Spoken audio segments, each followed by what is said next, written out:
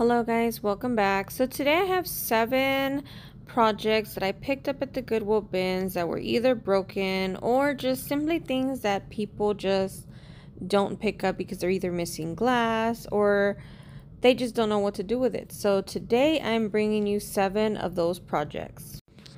So this Kindle pillar I picked up at the thrift store, and it actually had a small chip on it. To fix that, I'm just going to go ahead and give it a paint job using the color Mineral from Waverly Chalk Paint and some texture additive to my paint, the Sea Spray from Dixie Belle. So usually I don't follow the directions on the package. I just kind of wing it, and as long as I like the consistency of the paint and not too watery, just thick enough to where it gives me some good texture. So I'm going to start by stippling it on to my candle pillar, especially around where the little chip is at, which the chip is really not that big. I don't even think you can see it, but I know it's there, so I want to cover it up. And I just want to kind of give this pillar just a new look. And I'm sure I've mentioned this before, I love to paint texture. It's just fun, especially once you start to dry brush and bring out all the detail. It's just my favorite thing to do. So here I'm just going to go ahead and dry it with my heat gun, and I do like to knock off some of the higher pieces of the texture just so it doesn't take so long to dry, but still trying to keep a lot of the texture that I added on. So this here is after 2 coats, and it's already looking so much better, and you can see all the texture that Sea Spray created. And just to bring that out a little bit further, I'm going to go ahead and dry brush it with some plaster Waverly Chalk Paint, and I'm basically dipping my brush into my paint and offloading most of the paint.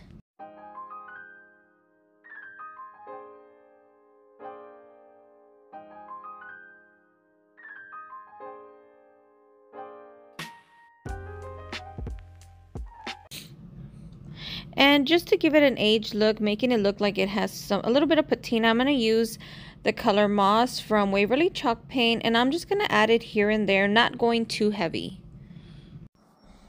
And that is it for this one, and here is the end result.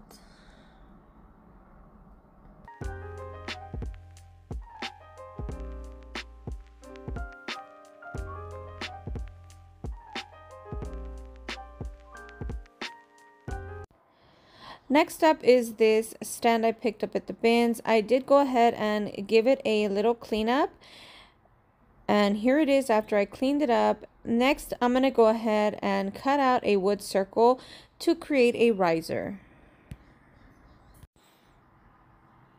So I'm going to go ahead and give my wooden circle here a paint job. I'm going to go in with the color ink from Waverly Chalk Paint. I'm going to go ahead and give it 2 coats.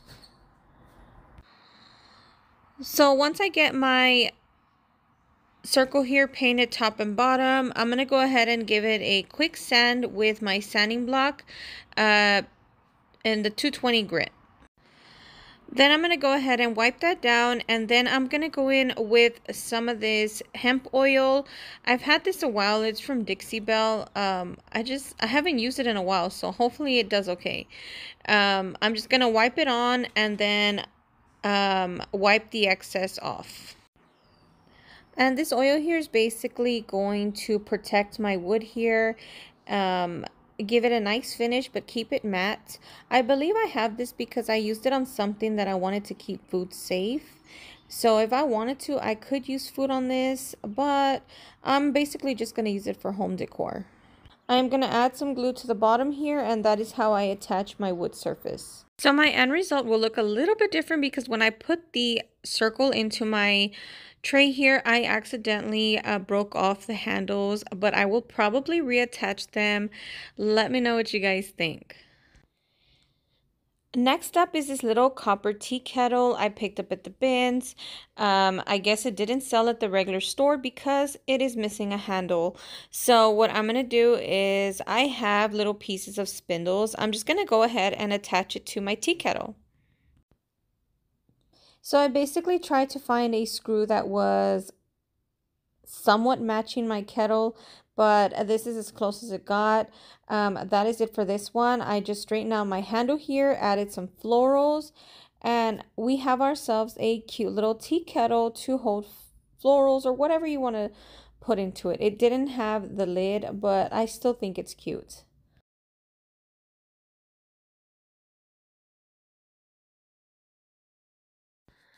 Next up is this cute little swan. I just couldn't leave her behind. So I'm going to open up her neck area and add in some filler just to make her neck sturdy again. So just using some scissors, I'm going to go ahead and cut the stitching so I can make the hole to add in the filler. So guys, I am not a professional sewer. I'm just doing what I think needs to be done. Using here the little weeding tool for my Cricut, I'm just gonna go ahead and start pulling on the thread. Try not to make the hole so big, and then I will add some filler. This little swan is so sweet. I just could not leave her. I had to save her. I've saved ceramic swans, but never a pillow. So there is a first for everything. So I stuff her neck to make her stiff again, and then I began to sew her back up. So I know that this is probably not everybody's style, but I love swans and I had to save her. Now, would you guys have saved her, or is just not your style? Let me know what you think.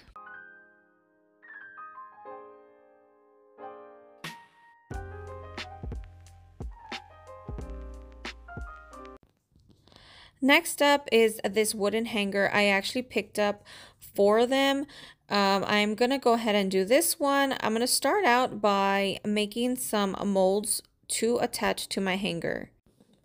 So just to save time on the video, I did pre-make my molds here, and I did use some amazing cast-in resin.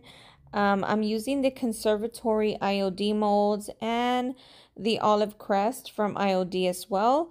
And I decided to use resin here only because I feel like if it does hang over my hanger a little bit, it's not gonna break if it were to ever fall on the floor or something. This is just a little bit sturdier than clay. So I'm gonna start attaching my molds here using Titebond. And since it is a wood hanger, I feel like Titebond is gonna work a lot better than just using hot glue. I do want a permanent hold. These will be going to my booth, so I do want them to be sturdy and durable.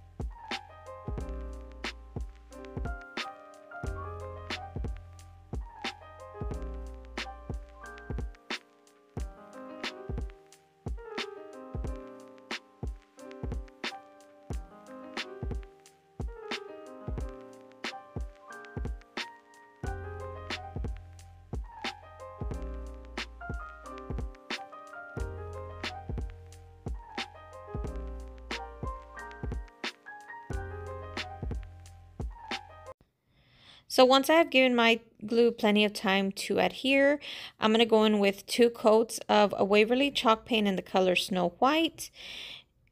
And I'm going to paint all parts of the hanger besides the top hanger part. Once my 2 coats of paint have dried, I'm going to go in with some antique wax from Waverly chalk paint. And I'm going to give this just 1 coat and working in small sections. Then I will wipe it back almost immediately. This wax could look a little bit on the dirty side if you don't work quick. I know that you can put clear wax underneath. I just choose not to. I do like the antique wax to be a little bit darker. So that is why I go straight in and just work it in small sections. And don't mind my brush here. It is hanging on for dear life.